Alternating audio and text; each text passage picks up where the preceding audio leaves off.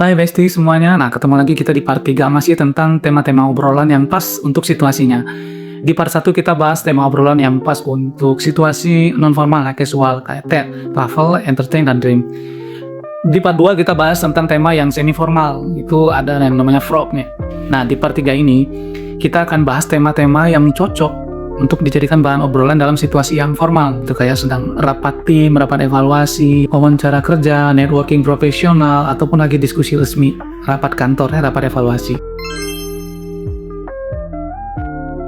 Tema-tema yang cocok untuk situasi formal seperti ini itu ada yang namanya race, recent event, achievement, challenge, dan juga expectation.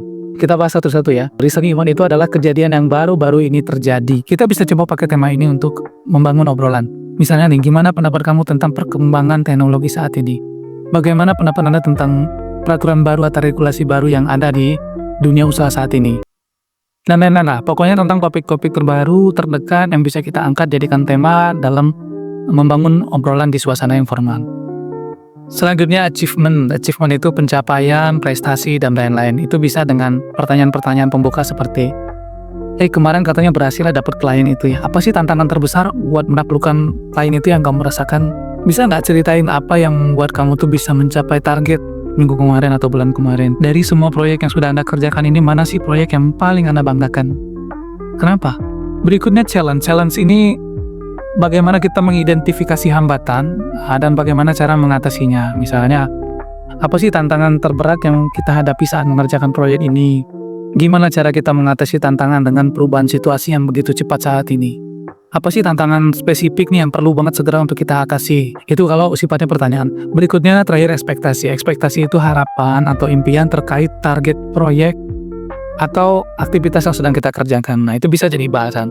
Misalnya dengan klien nih, apa sih Bu hasil ideal dari produk ini yang pengen Ibu capai? Ada nggak target-target prioritas yang ingin dicapai untuk tahun ini? Bagaimana kita membayangkan proyek ini di masa depan? Seperti apa?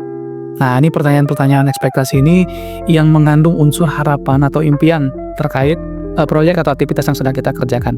Nah, tema-tema seperti ini bisa banget kita pakai di situasi yang formal, networking profesional, rapat, diskusi, evaluasi tim, dan lain-lain lah. Jadi race, ingat ya, recent event, kejadian yang baru-baru ini saja terjadi. Terus achievement, pencapaian yang sudah berhasil dicapai. Challenge, tantangan yang ingin solusikan ya, hambatan-hambatan yang ingin kita solusikan, dan juga expectation, tujuan, capaian atau harapan yang ingin dicapai. Gitu ya teman-teman ya, mudah-mudahan tema-tema yang sudah disampaikan bisa bantu kamu untuk mencari ide, memecah kekakuan, ngobrol, dan mudah-mudahan proyek-proyek, peluang-peluang ke depannya jadi lebih terbuka. Dan yang perlu diingat ketika kita membuka obrolan, kita ngomong, artinya kita benar-benar harus memperhatikan jawaban, mendengarkan jawaban dari lawan bicara kita. Jangan hanya lempar pertanyaan, lempar ngomong basa-basi itu, abis itu nggak didengarkan. Identifikasi masalah, identifikasi peluang lebih terbuka, dan juga yang pasti koneksi emosional antar manusianya bisa lebih kuat, bondingnya lebih terjaga. Gitu teman-teman ya, semuanya mudah-mudahan berhasil. Selamat mempraktekkan dan good luck.